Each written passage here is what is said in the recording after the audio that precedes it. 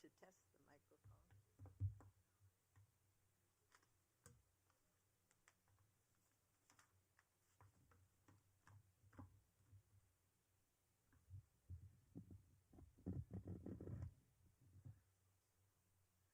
Is the microphone working?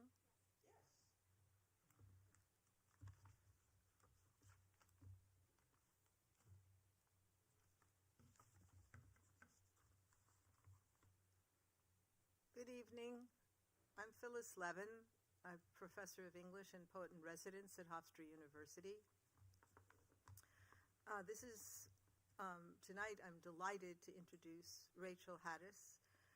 This is the 19th annual Great Writers, Great Reading series that we are in.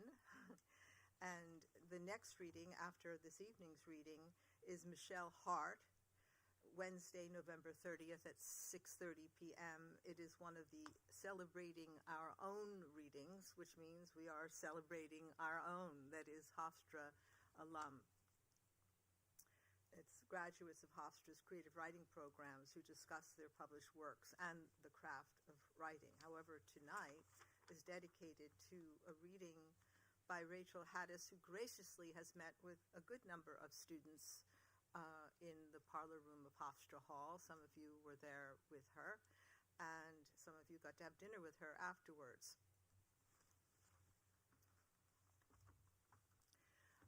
Rachel Hadas's books, or some of her many, many books, small number of them, are for sale this evening, and they are back there. You could see the images of more than 3 of them, but there are 3 different books of hers for sale. 2 of them, I may be incorrect about this, so correct me please if you're selling the books, but I believe the poetry collections for sale are Love and Dread, and then the very newest Pandemic Almanac, and then a collection of essays by Rachel Hadas called Piece by Piece.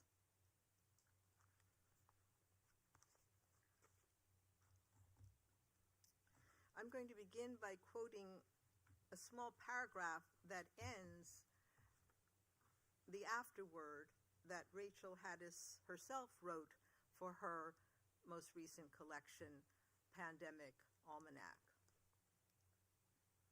Poetry isn't a panacea, but its toughness and versatility and generosity have helped many of us. To write or read a poem is to rediscover the amazing richness of the art I know I am not alone in having come to love more than ever. The wealth and generosity of poetry have nothing to fear from the virus. Nevertheless, they're contagious, and how lucky we are that that's the case.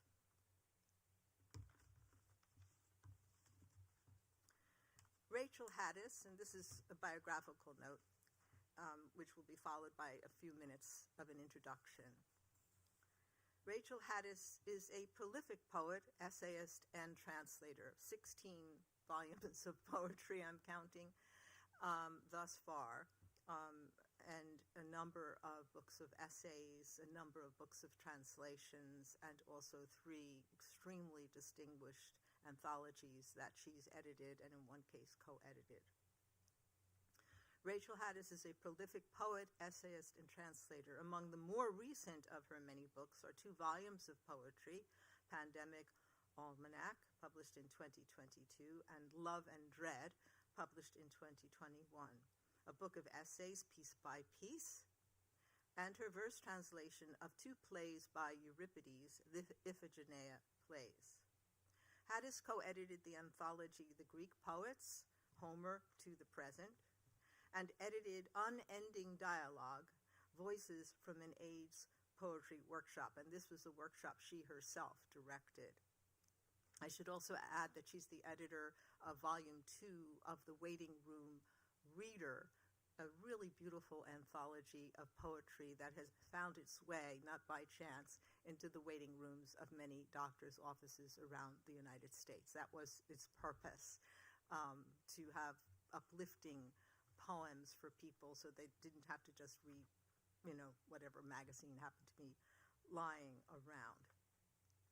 She's also the author of a remarkable memoir, Strange Relation, a memoir of marriage, dementia, and poetry, published in 2011. Her honors include a Guggenheim Fellowship in Poetry, the O.B. Hardison Award from the Folger Shakespeare Library, an award in literature from the American Academy of Arts and Letters, and a fellowship at the Cullman Center for Scholars and Writers at the New York Public Library. Rachel Hadas studied classics at Harvard, poetry at Johns Hopkins, and comparative literature at Princeton.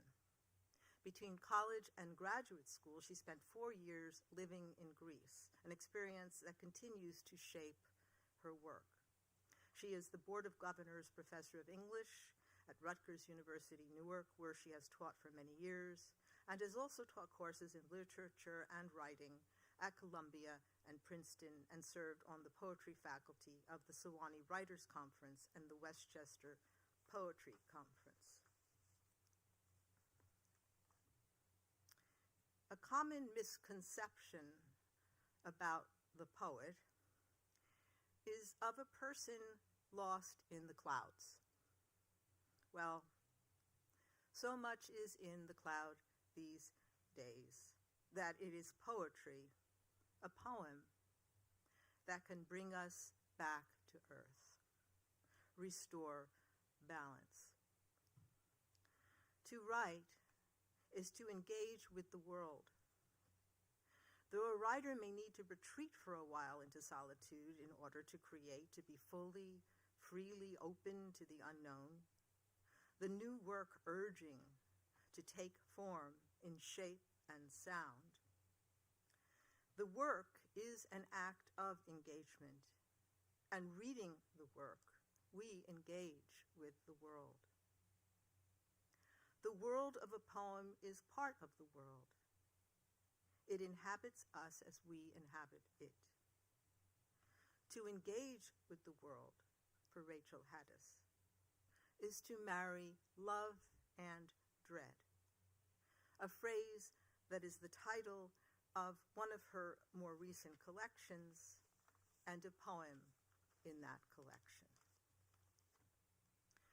Love and Dread, the poem, was published first in The New Yorker in November 18th, 2019, and I should add BC, because BC has come to mean, for me, before COVID, rather than before the Common Era or before Christ. And I think maybe in 1,000 years, people will think, oh, that's what that was. I'm sort of kidding. Quoting from that poem, "The fulcrum is our life on earth, beginning, ending in a bed. We have to marry love and dread. Dark clouds are rumbling in the sky, the daily drumbeat of the lie, steady, no, crescendoing. This premature, deceptive spring, forsythia's in bloom already. The challenge, balance, keep it steady. Now sniffing daffodil's aroma, now Googling a rare sarcoma." If Rachel Hadas's vision is tragic, and how could it not be, given the givens she was given, born into her life in time, personal, cultural, historical, she finds unlikely joy, faces fate, and finds courage to forge a different fate, a new path in poem after poem, as in meeting a new day, day after day. An unseen hand animates her lines. A surviving ghost who is also known as hope. The doorman Earl in 460 Riverside Drive, that address being the title of the poem, is one such abiding presence, and the loving description of his behavior, his work routine, and his concern for others in the building, including the small child Rachel was, his courtesy as a person, we immediately love and remember as if we knew him. And we do know him through this poem. Earl, consequential to life, her life, in a way she understands more in retrospect, the unseen forces in our lives haunt Rachel Hadas's poems, flicker into electric visibility, harbingers of unseen fortune, good fortune, as well as unfortunate falls. And in some cases, the hand is love, which rescues us mid-air, as she titles another poem, where we still are. Please join me in welcoming the extraordinary poet in person, Rachel Hadas.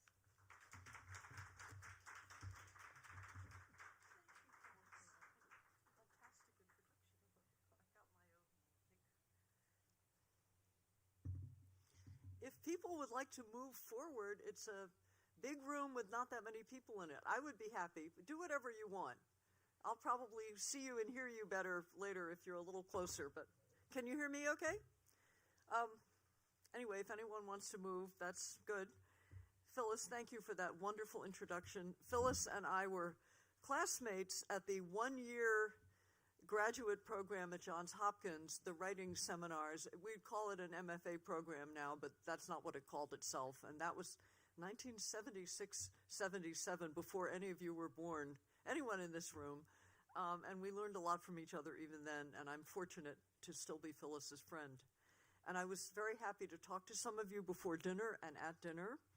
I'm going to read roughly 10 or 11 poems. I hope that's not too long. I always like to know where, you can count on your fingers if you like. And then maybe there'll be time for some questions. One of the good questions this afternoon, is Alex here?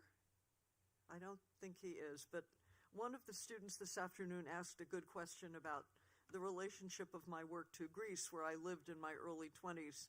So I'll just read one poem from a 2012 book called The Golden Road, which kind of blends, you could say, travel writing, landscape, some of those early themes, and Greek mythology.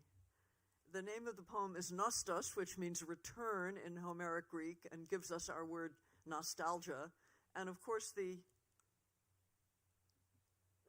story of Nostos par excellence is the Odyssey, because Odysseus is constantly trying to get home. So this is a poem about return, and I love what Phyllis said about the sort of the day after day and the accumulation of experiences we get older, and the sense of being somewhere where you've been before, or maybe been before more than once if you add the layer of the Odyssey. Nostos. The village broils in the long noon. Over the pool, the swallows skim. To the west, the massive stone mountain broods and bides its time. I am Odysseus, who returns. I am Penelope, who waits. The midday sun that burns and burns. Telemachus, who hesitates. So many seasons come and gone. Recognition flickers. Do I feel sure of this face, that name? Penelope, who never knew for certain whether it was he, wavering, a mirage of heat, has taken on new life for me, who find I also hesitate, later remembering a face or voice I think I used to know. How much, eyes shut, could I retrace? Here was the bakery years ago. This was the skinny boy who ran, a fisherman's son, along the quay, now a lean and grizzled man who looks at me, and quizzically asks, "Are you Rachel?" I agree, guilty as charged, but years have blurred our mutual identity. It's me, but me is just a word. 30-some years, a generation, over the pool the swallows skim. As leaves fall, so it is with men. The great stone mountain bides its time. I think the way you'd say it's me in Greek is it includes the word ego, egoime. I am, yes I am. Okay, I don't think this next book, Questions in the Vestibule, is for sale. Here, some more recent books are for sale, but I'm going to read a couple of poems from Questions in the Vestibule. If you look back over the work of years, as poets my age might do, they do have not only certain stylistic strands or through lines, but they might have a kind of a plot. I mean, living in Greece in my early 20s might have been one chapter. A lot of other things intervened in the succeeding years. And about 10 years ago, fairly late in life, I fell in love, which is a lot of this book, Questions in the Vestibule, love being one of the great whats of poetry, one of the great topics. And around the time I fell in love, I slipped on the ice and for the first time in my life broke a bone. So I broke my right wrist, and this is called the break, but probably, as happens with poetry, more than one kind of break. This is written in really short lines. We've talked about lineation and formal decisions, but as you'll hear, there's some rhyme, but it's not one of the rhyme couplet poems that I do later. The break. The road was slick, that much I knew. I also knew, or think I knew, already who, but not quite why and not yet how. My feet gave way. I slid on snow, put out my hand to break the fall, soften the blow on the glassy track. Above, blue sky, below, hard snow. I lay on my back. Was I okay? No, yes, no, wait. Something had broken. I waited a bit, then tried to test my right wrist, which looked and felt wrong. No pain, some other hurt I cannot name. Something had woken. How to say it? As if light poured through a crack, not in dark night, but in life's ordinary day, which was receding as I lay.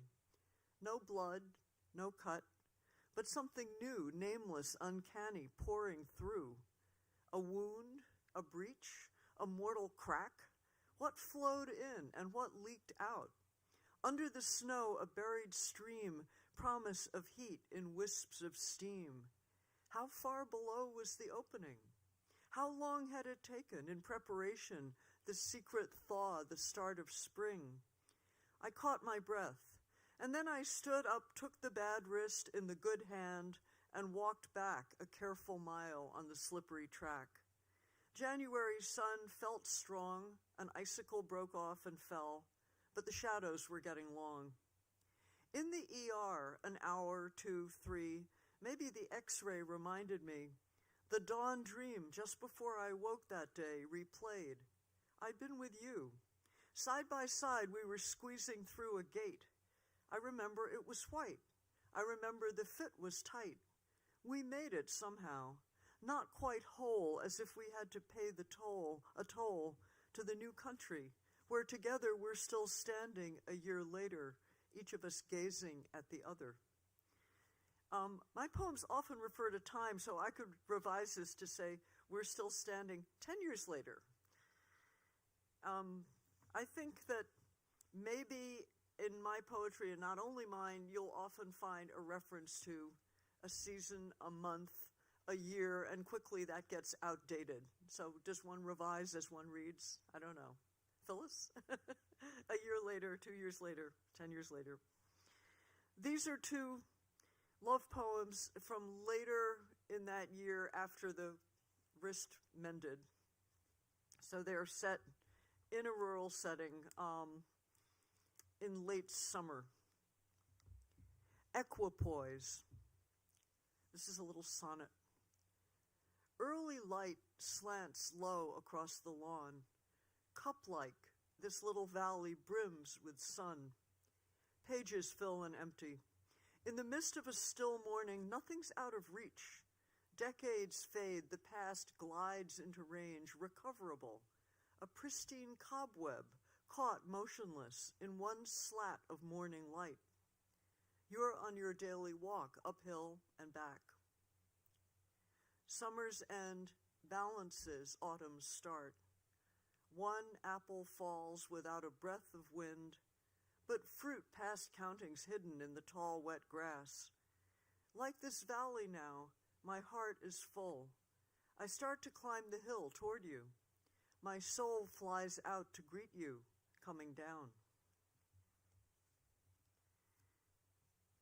And one more poem of healing and renewal called Slow Green, a sort of a synesthetic title. The elements were stark, a winter wall, snow, ice, snapped wrist. Through the break, I could just glimpse the color of the bone. But cold and white, the January crust weren't the whole story. Seasons turn, bones knit. A secret stirs beneath the snow.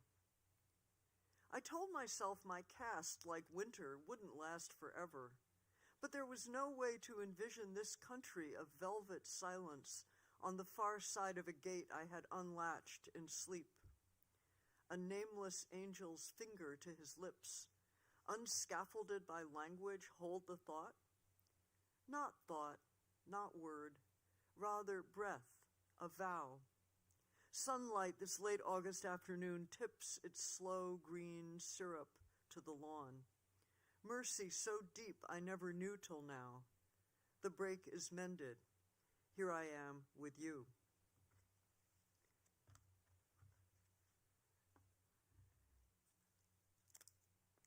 So, after a period of love poems, which had been preceded by many different kinds of poems, around 2016, I started writing, we talked about this afternoon, poems that were more political and less just focused on the personal, though always the personal too. So before I read a few poems from Love and Dread, which came out in 2021, but many of the poems were written around 2017, 2018. I'd like to read one poem from your packet that will be in my next book, but it's not in any of the books on the table back there now. And this is a view back to where I grew up in New York City, because the longer you live, the more space there is to look back. On the other hand, if you're writing a love poem, you're probably not inclined to look back. You're inclined to look right there in front of you. So this is a little bit of a loop, or almost I won't say a sidebar, and I won't say a flashback, but it's dealing with somewhat different material.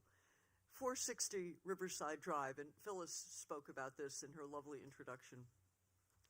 We lived on the ground floor. The doorman, Earl, sat in the lobby. From our living room, through the wall, we could hear Earl's explosive sneezes, loud and clear. The knob of our apartment's front door was big and brass, and Earl would vigorously grasp and twist it, and with rag and smelly polish noisily buff that knob until it gleamed. It always gleamed. I knew that brass polish was poison. From our side of the door, the knob would visibly turn as Earl twisted it, apparently of its own accord, untouched by human hand. We were inside, he was outside. Visitors didn't understand. Who was out there? What ghostly messenger was rattling away unseen on the other side of the door? Who, sent from where, was trying to get in? The only polite thing was to ignore that uncanny energy. A lifetime later, it is clear to me, or at least less murky, I understand Earl as a harbinger from an undiscovered land. White gloves and can of polish, courtesy. Don't fall down now, he'd admonish me. Why should I fall, I wondered. I was 5, 6, 7. I was agile and alive. I roller skated up and down outside Grant's tomb on Riverside Drive.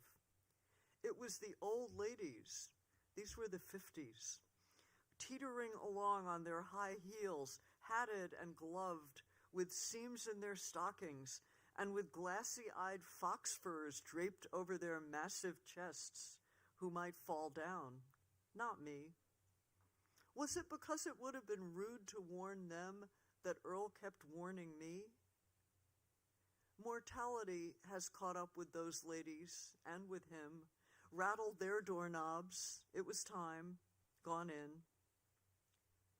That lobby was so cold in wintertime, I still remember, the stiff wind off the river so strong that neither Earl nor any tenant could shut the outer door at all. Eventually, Earl, everyone will fall.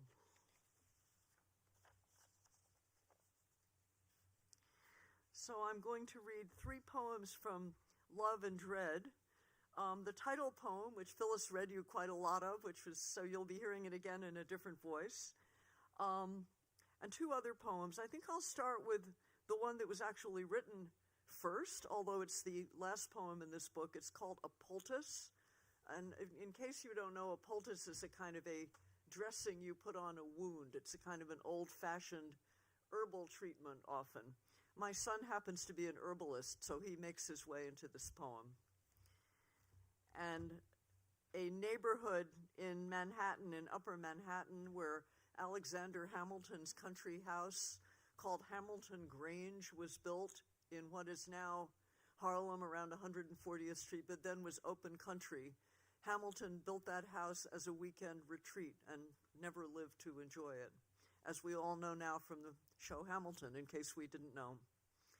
So this poem you'll hear is a mix of different elements, which is somewhat true of a lot of the poems in Love and Dread.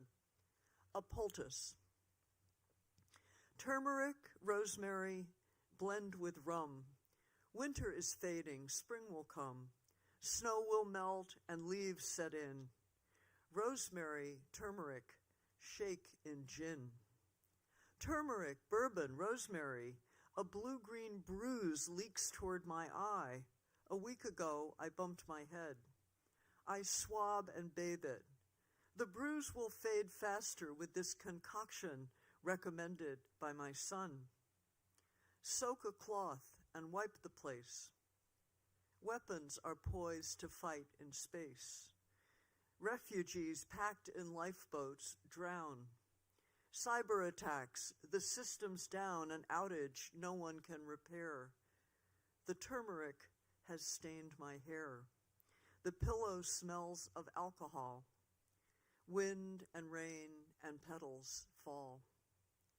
Sunday excursion, Hamilton Grange, the empty streets subdued and strange, the widowed house perched in its park. White petals gleam in the gathering dark. April this year is cool and slow. The stain seeps toward my left eyebrow.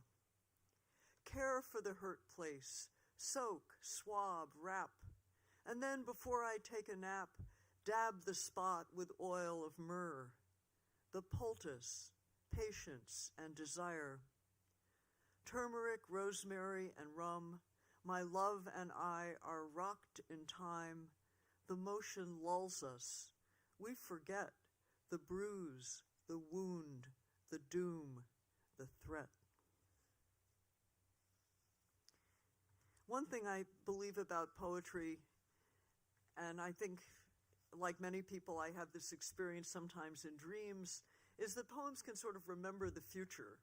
That poem is full of foreboding and not for nothing. And it's interesting that it also refers to an unimportant physical hurt, a broken wrist, a bruise on your forehead. These are not serious things. Nevertheless, they're things that can generate poetry. This is another somewhat dream poem. We all are familiar with the trope of anxiety dreams, and this is called In the Anxiety Hotel. It's a little bit of an adventure poem. It's also in rhyme couplets. In the hotel anxiety, I lost you and you lost me. Ignorant where our pathways crossed, we wandered both alone and lost. Where was my luggage? You were sleeping and wouldn't wake. I shook you, weeping.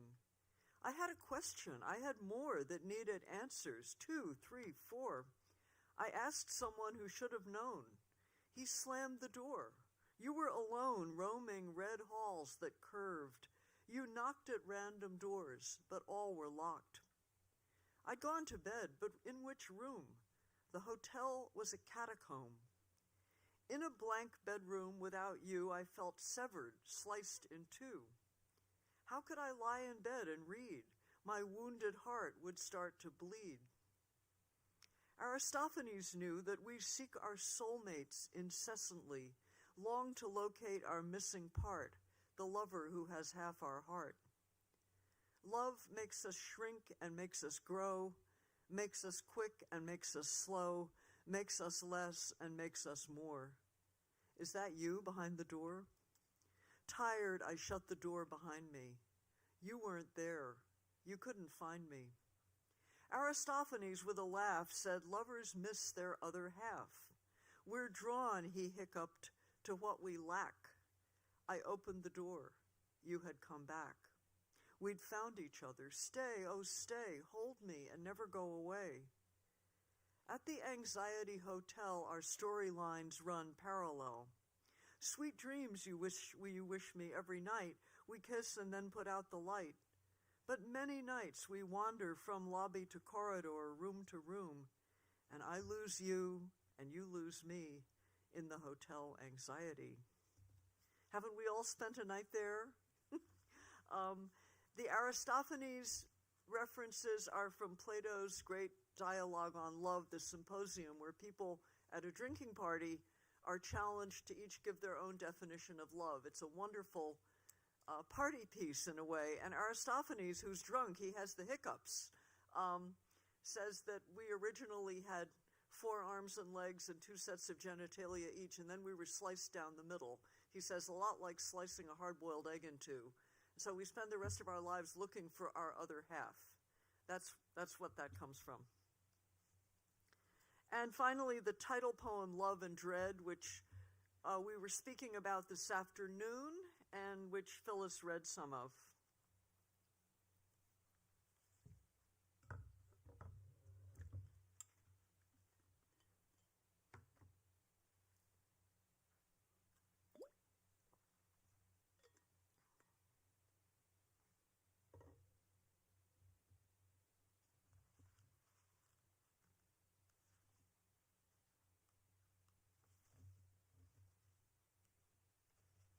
Love and Dread. A desiccated daffodil, a pigeon cooing on the sill. The old cat lives on love and water. Your mother's balanced by your daughter. One faces death, one will give birth. The fulcrum is our life on earth, beginning, ending in a bed. We have to marry love and dread. Dark clouds are roiling in the sky. The daily drumbeat of the lie, steady, no crescendoing. This premature, deceptive spring, forsythia's in bloom already. The challenge, balance, keep it steady, now sniffing daffodil's aroma, now Googling a rare sarcoma. The ghost cat's weightless on my lap. My mother's ghost floats through my nap as dearest heart we lie in bed. Oh, we must marry love and dread, must shield our senses from the glare and clamor of chaos everywhere. Life bestows gifts past expectation. It's time to plan a celebration, dance at the wedding, drink and sing, certain that summer follows spring, that new life blossoms from the past. The baby is the youngest guest. But just how long can we depend on a recurrence without end? Everything changes, even change. The tapestry of seasons strangely stirs in an uneasy wind that teases dreamlike through the mind. I reach for you across the bed. Oh, how to marry, love, and dread.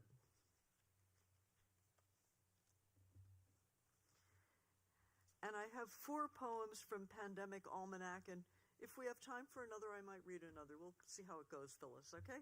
So Pandemic Almanac are poems that were written between the end of February 2020 and July 2021, knowing that there was really no clear-cut ending. Indeed, there's no clear-cut ending even now. And I normally let poems accumulate and then put some together to make a book, but this, I felt, the poems I was writing during the pandemic seemed to belong together, and the ones that didn't seem to refer to the pandemic, I tended to leave out. So this is a slim, sort of fast put-together book. As I was saying this afternoon, many, many poets were writing during the pandemic about some of the things I was, and yet we obviously each had our own experience, some much more dramatic and traumatic than others. So it's almost an interesting experiment to see what's come out of that and what continues to come. So the first poem is dated February 29th, 2020. I don't know if you remember, that was Leap Day. And I happened to be teaching a course up in Sleepy Hollow, New York on the lyric leap. So that comes into the poem. And just as we never quite knew or don't yet know, there's no clear ending to this event, I don't think there was an extremely clear beginning, but there were certainly forebodings by the end of February. These poems are dated in this book. That's not my usual practice, but this is part of the Almanac part of it. February 29th, 2020. New York, February 2020. As if we knew but didn't know we knew. February 29th, Leap Day, an extra day, an ordinary day, predictable even in being extraordinary, a bonus day in the old dispensation we couldn't guess was close to termination. When did we start to sense the great subtraction? Leap Day, then. And I was on my way to catch a train to go to Tarrytown. People still had a schedule and a plan, mapping the hours to their destination, to run a 4-hour class on poetry, specifically tailored to the day, on poems that performed a lyric leap, the way the mind hopscotches, A to C or D or Z, a little lateral hop or skip, a sudden swerve, a syncopation. I waited for the train, Grand Central Station, tourists and travelers in circulation, all of them aimed at some desired location, throngs chatting, texting, pausing to gaze up at the iconic ceiling's constellations. A pregnant woman in a scarlet coat posed for a photo with a selfie stick. Her baby must be 6 weeks old by now, or should I say 3 years old or 4 years old by now. Waiting for my train, could I foresee crowds would soon be prohibited by law? Could anyone imagine the great hall would within weeks be scoured clean of all humanity? Just dust motes in the sun, idle tracks, an empty waiting room. Whoever sensed it didn't want to see. That extra day, that ordinary day, I got where I was going on the train and taught the lyric leap as per the plan, then, tired, happy, bathed in poetry, caught a train and traveled back again, retraced my steps, Grand Central one more time. Maybe make that Grand Central one last time. Looking back now, I can see I saw that leap day when we leapt with poetry, the cold blue morning light, the dappled sky, the river silver gray as we rode by.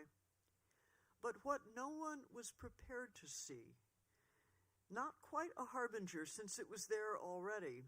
No, a searchlight raked the air invisibly, masked by morning's glare.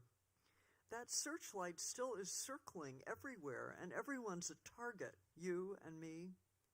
And yet, with the bewilderment and fear, upheaval on a scale we scarcely see, even though we sense it in the air, companion to our stunned anxiety, something else persists invisibly, something that isn't going anywhere, something that is still here.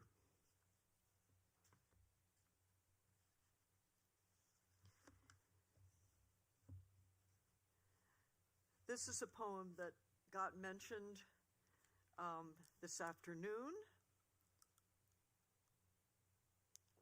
I think by Karen, yeah, in the cloud. This is New York, December 2020. I'd been teaching some of the spring of 2020, if you remember, and the whole fall of 2020 remotely on Zoom. And this is, again, kind of rhyme couplets. And it's not always easy to know where poems come from, but this one really did come from a list, which is referred to in the beginning of the poem, and then it kind of took itself off in its own direction. In the cloud. I made a list I can't find now. Where did all my folders go? Of words my students didn't know. Turmeric, poultice, fallacy, cadence, meringue, Antigone, last but not least Persephone, are just a few that stick with me, plucked from the poems that we read. I tried to stay a week ahead, between September and December. Many more I don't remember. But think of all the words they knew or thought they knew. I thought so too. Thinking too hard, though, doesn't do. Words deeply pondered start to freeze, as when before our tired eyes Zoom stalls and stops, and no surprise, leaving a dark screen, a blank hour to fill with after and before. Nonsense syllables devour denotations. Happy, sad, joyful or lonely, good or bad. What does this mean to you, I said. What does beautiful really mean, I asked them, as I tried to lean into the noncommittal screen, scanning until my eyes were sore for the soul in each black square. Were there really people there? Did each name hide a secret face, sheltering somewhere in place, some unimaginable space? Each word they may have learned from me in Gen Ed reading poetry carries its meaning quietly, concealed behind the livid glow of all we learned we didn't know. Alone together, here we are, stranded in our shared nowhere, marooned in space, while free from time, meanings proliferate and chime, as words unfettered dance and rhyme. I want to add 2 footnotes to this. First of all, meanings and poetry are always free from time, whether we're marooned in space or not. Poetry can escape time. And then the phrase alone together is the title of a book by my brilliant college classmate Sherry Turkle, who is a specialist in media who teaches at MIT, who long before the pandemic was looking, BC, what do you call it? BC, before COVID, right? Was looking at the effect of technology on people's ability to connect with each other. So she has a very good book called Alone Together. Okay, 2 more poems. This is the 2-poem warning. This is a Villanelle, New York, February 2021, so it's pretty much a year after the first one I read. And it's, the background topic is getting a vaccination and the attendant anxiety and long lines and so forth, but also the kind of excitement of being outside and looking around. It's called In the Cold Courtyard. And the first line, which is one of the repeat lines of the Villanelle, refers to a Buddhist parable you might know, where a tiger is about to chase you off a cliff, and you, as you go down, you grab onto a strawberry, and it tastes really sweet. Even as you're presumably falling or about to be eaten by the tiger, you really enjoy the taste of that strawberry. In the Cold Courtyard. How sweet the strawberry at the edge of the cliff. Through the cold courtyard snaked a waiting line. I lectured about paradise, a myth. Harsh spring sunlight glinted off a roof. Slats of bright and dark drew a design. How sweet the strawberry at the brink of the cliff. All the flags were flying at half-staff. Transformations wrought by quarantine. The list is long. Is paradise a myth? It was, it is, too much, and not enough. Days, weeks, months, year, we have lost track of time. How sweet the strawberry at the edge of the cliff. Keep going. Days are lengthening. Love life too much to understand or to explain. What did I know of paradise? A myth, an etymology, space cordoned off, a tranquil haven, safe and soft and green. How sweet the strawberry at the edge of the cliff. I dreamed of teaching. Paradise, that myth. The etymology, I believe that paradise is from originally an ancient Persian word that means something like an enclosed garden. And this is one of two poems. I often write more than one poem about the same thing, and often even with the same title. Plato makes another sneak appearance, as he did in Aristophanes, hiccuping. This is called The Cave Again, and you're probably familiar with the myth of Plato's cave, where people are underground. They are not familiar with natural light, with the light of the sun, and all they see is shadows cast on the wall by a fire. And it's an extraordinarily generative image, and certainly at a time when people were staying indoors and watching things on a screen seemed very relevant. So this is the second of two poems I wrote about the cave. So it's called The Cave Again, New York, March 2021. And I think I'll stop after that. Maybe we'll have some questions. The Cave Again. Described by Plato, now it's much the same. The underworld we're comfortable in. Our fetters fit us like a second skin. Enchanted by the caperings on screen and never by the hidden source of light, the fire behind us or the naked sun, we know each shadow perfectly by name. Our children don't remember other ways. We think we do. It's only been a year. We think so, but the past's abstract and far, ungraspable and tiny as a star glimpsed from a distance of unnumbered days. Up on the surface, dazzled by the glare, squinting, stumbling, only gradually able to make out moonlight, water, tree, and gulping in the strange and strong fresh air. How could some poor prisoners not rebel if forced to leave their subterranean womb?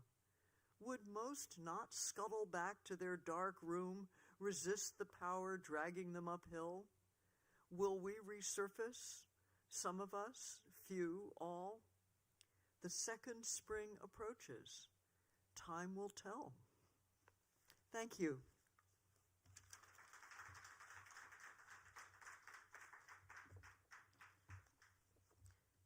Shall I sit down, Phyllis, or should we both stand here?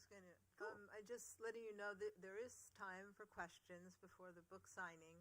However, in order to ask a question, whoever would like to ask one is kindly requested to go first up to the microphone. Right there. That will really encourage people to ask questions.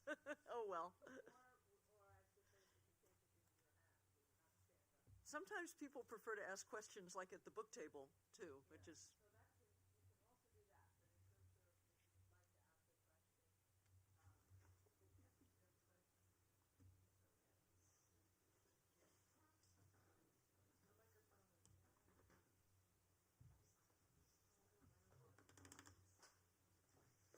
Hello. Hi. I enjoyed your poetry. My question was, there seemed to be a lot of Greek mythology in your poetry, and you said that you spent some time in Greece, and I kind of wondered which came first, your fascination with the mythology or living in Greece, or did they kind of co-occur? Probably my fascination with the mythology because I was a classics major. So we talked about that a little bit this afternoon. Speaking of Whoops. Sorry about that. Probably my fascination with the mythology from high school and college. But as soon as I got to Greece, the mythology kind of comes alive there. So it's hard to say at this distance of many decades. It seems kind of overdetermined, to use a Homeric term. You know, my father taught classics. I grew up in that kind of household. And I always wanted to go to Greece. I didn't make it there till I finished college. So all of those things. Thank you. Not much of an answer, sorry.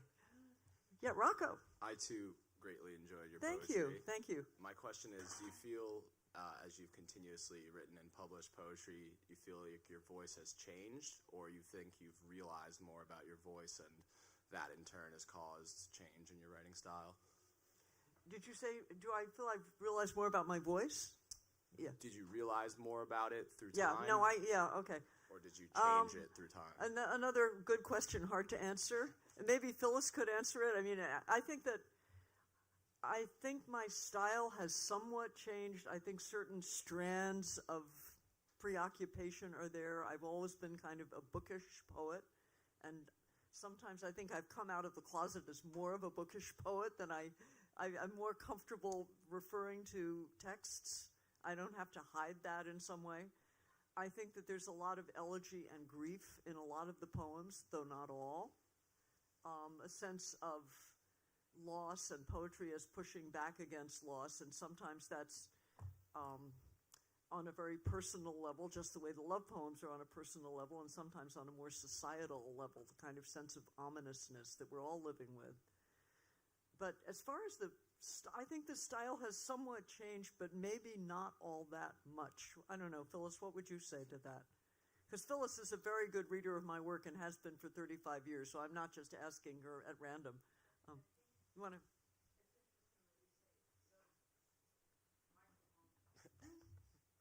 Well, I can't be that succinct. However, I could say that in some way, I love how you say out of the closet about being bookish, while simultaneously being looser about being conversational. So it's as if two worlds that might have been more separate or closer together. And in both cases, a comfort with just, that's how I am. That's the way my mind works. This is who I am. If that makes sense. And also more comfort with not writing in form necessarily. I mean, formal poetry is a complicated slot to be put into, and I certainly can handle meter, I can handle form, but I'm also more comfortable writing in a kind of a loose, unrhymed form.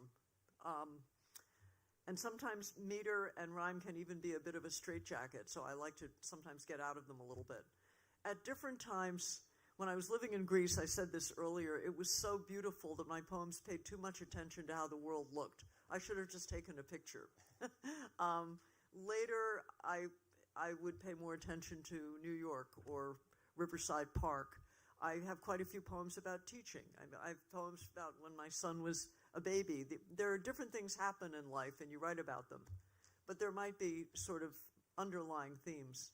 I remember when my son was very young, and I was reading from a book of poems about motherhood, and a man came up to me and said, "When our kids were young, my wife was writing those poems too." And I thought, those poems? But I knew what he meant. I mean, having a young child is one of the great, amazing human experiences. So how did I deal with it? I wrote about it. Not so much baby pictures, I wrote about it.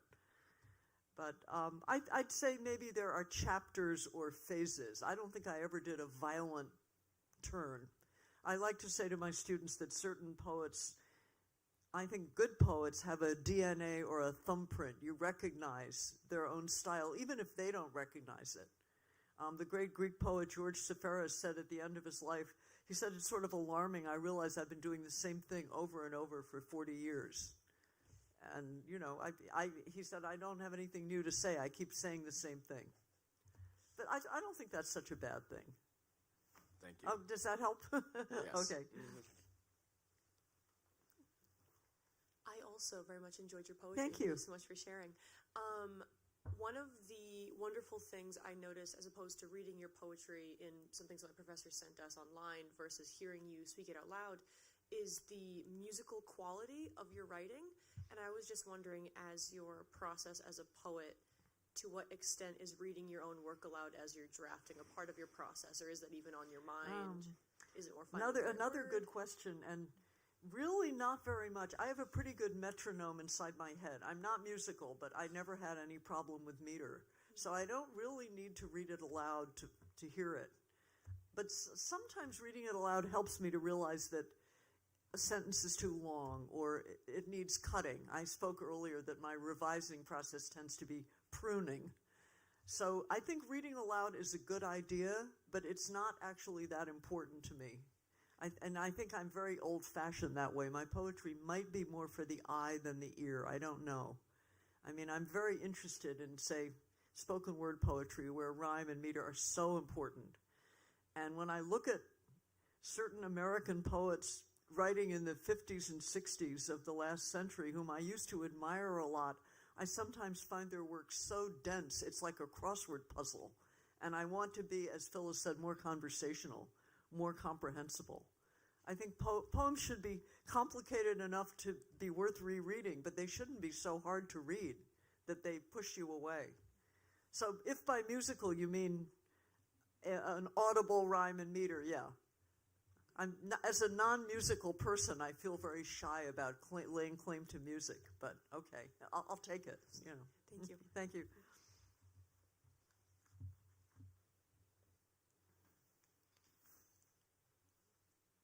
Hi. Not to say what everyone else has said, but I did really enjoy Thank hearing you. your poetry. It's kind of a quick, more basic question. Yeah. What is your favorite and least favorite thing about writing poetry? Oh, boy. Well, I think my most favorite thing is Phyllis spoke later about being in the zone. I feel like this is what I'm good at. This is what I do. This is what I've been doing since I was 9 years old. And then my least favorite thing, there are things I don't like getting poems rejected or seeing people whose work I don't admire, but that's just human feelings. But sometimes there's this existential sense of, oh my God, there's so much poetry out there. Who needs one more poem? And poetry is distinctly a minority taste. It's an acquired taste. It's not ever going to be super popular. And it's the people who write it who are asked to read a lot of it and to judge it and to review it. So I'm a little bit like a person who's working in a chocolate factory and sometimes is sick of the smell of chocolate. And yet if I'm not interested in poetry, who is? But sometimes I just get exhausted by it. Does that make sense? Yeah. Okay. But basically, as I say in the afterword to Pandemic Almanac, poetry is an incredibly benign thing. It's never going to hurt you. A poem is patient. You can put it down and come back to it, whether you're reading it or writing it. And during the pandemic, poetry really did keep a lot of us feeling connected. I'm a believer that writing is therapeutic. I don't believe all writing needs to be published, but I do think writing is a very good thing to do. The great English poet Philip Larkin, who was a very gloomy person and rarely wrote a happy poem, but he said, even writing a negative poem is a very positive thing to do. It's much more positive than picking up a gun and going shooting your neighbor because you're angry. Just simple example. So I think that the pros outweigh the cons. And if I'm tired of writing poetry or reading it, I can just stop for a while and come back to it.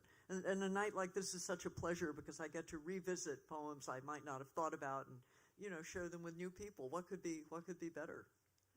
It's also fine to have a day job. Many good poets have been doctors, insurance agents, teachers, and so forth. So I highly recommend it as an avocation. Robert Frost, in a wonderful poem called Two Tramps in Mud Time, said, "My object in living is to unite my avocation and my vocation as my two eyes make one in sight."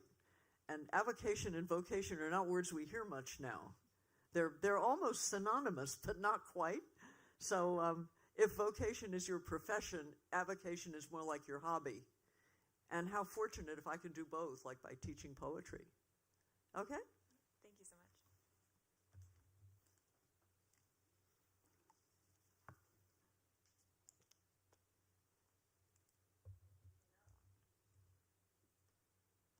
That was a good showing, I thought.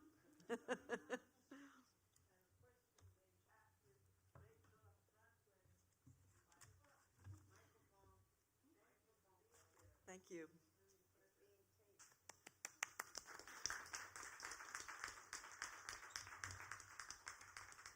I didn't even need my magnifying glass. Thank you, Phyllis. What a beautiful introduction. The students ask great questions, too.